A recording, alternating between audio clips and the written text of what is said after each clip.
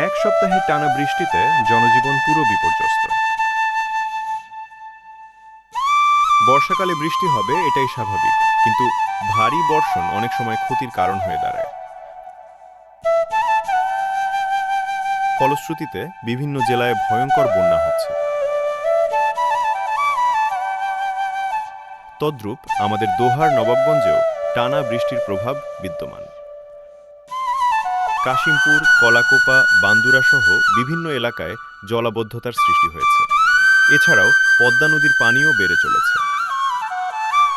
এই বৃষ্টিতে যেহেতু বাইরে বের হওয়া যাচ্ছে না, তেমনি আমার নিজস্ব কোনো বাইক নেই যে এই বৃষ্টিতে পদ্মার রূপ কেমন তা দেখতে যাব।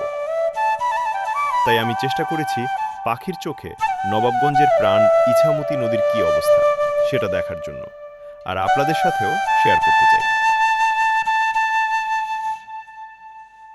আমি জানি অনেক প্রবাসী ভাই বোনদের কাছে নিজের এলাকা মানে আবেগের জায়গা। যে একবার নবাবগঞ্জকে ভালোবেসে ফেলে তার পক্ষে অন্য কোথাও গেলেও সেই শান্তি পাওয়া যায় না। তাই আমার ক্ষুদ্র প্রয়াসে আষাঢ় মাসে বাংলার ইছামতির সৌন্দর্য আপনাদের সাথে তুলে ধরলাম।